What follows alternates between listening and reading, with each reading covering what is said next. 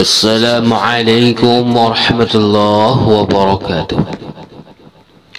Alhamdulillah, wassalatu wassalamu ala rasulillah wa ala alihi wa sahbihi wa mawalah, amma ba'du.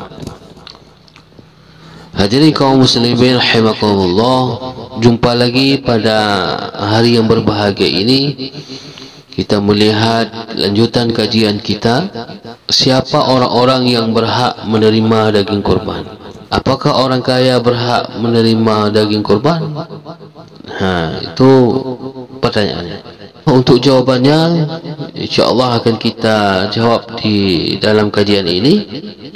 Namun sebelum itu, jangan lupa like, komen dan subscribe bagi yang baru bergabung, ya. Sebagaimana kita ketahui bahawa perayaan Hari Raya Idul Adha tinggal hitungan beberapa hari lagi. InsyaAllah akan dilaksanakan pada awal bulan Juli, ya, tepatnya menurut kalender pada tanggal 9 Juli 2022 untuk tahun ini.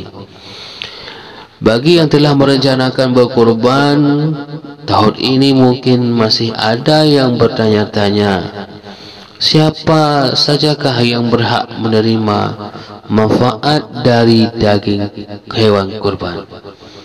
Nah, apakah termasuk orang kaya di sini? Yuk kita lihat. Ibadah kurban merupakan bentuk ucapan syukur dan ketaatan kita kepada Sang Khalik. Selain itu, ibadah kurban juga merupakan salah satu ibadah yang manfaat bisa dirasakan langsung oleh orang lain.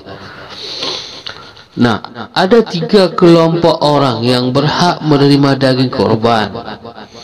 Nah, di antaranya adalah yang pertama, orang yang berkurban dan keluarganya orang yang berkurban, dan keluarganya dianjurkan untuk memakan sebagian daging hewan kurbannya.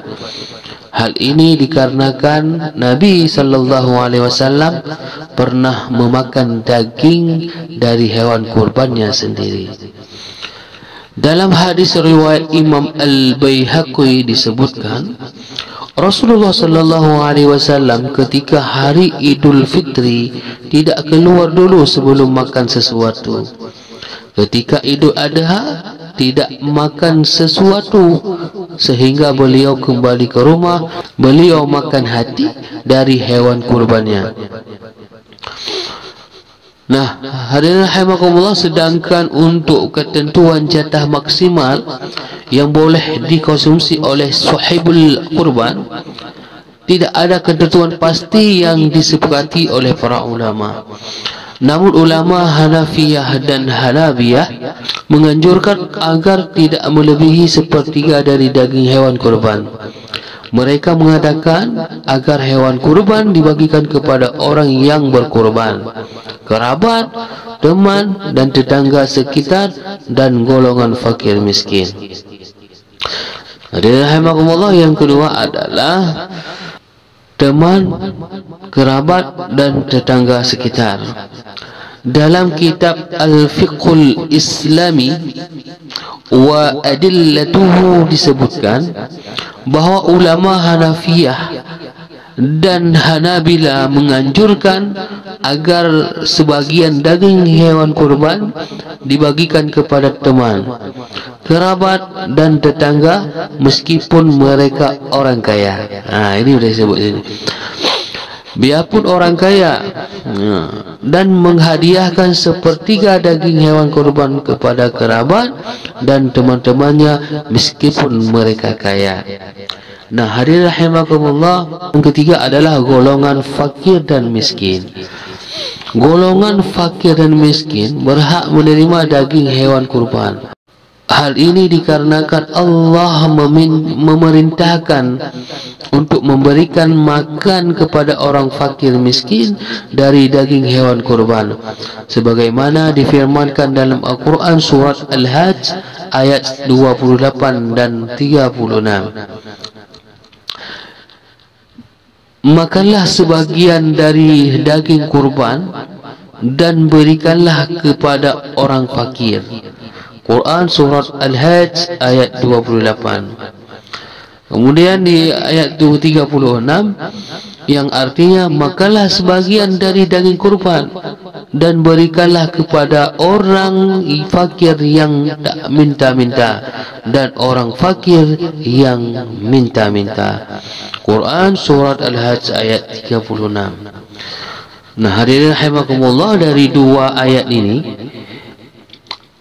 dan dengan jelas Allah Subhanahu wa taala memerintahkan agar daging hewan kurban harus diberikan kepada fakir dan miskin.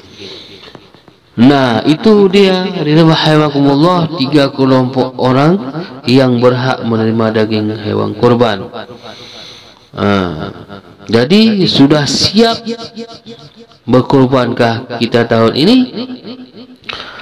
Jadi kita tidak bertanya-tanya lagi siapa yang menerima hak-hak kurban ini.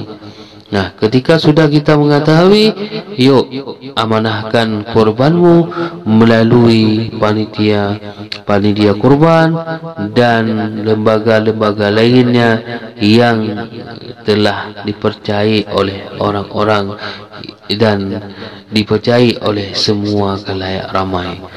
Ya, semua yang dilaksanakan oleh panitia pelaksana kurban itu adalah mereka melakukan hal yang terbaik.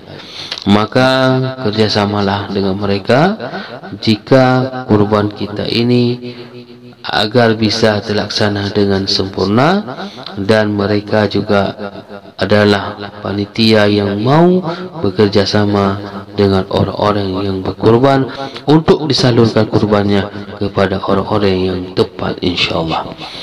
Baik, terima kasih atas perhatiannya dan mohon maaf atas segala kekurangannya. Usikum binafsi bitaqwallah. Wassalamualaikum warahmatullahi wabarakatuh.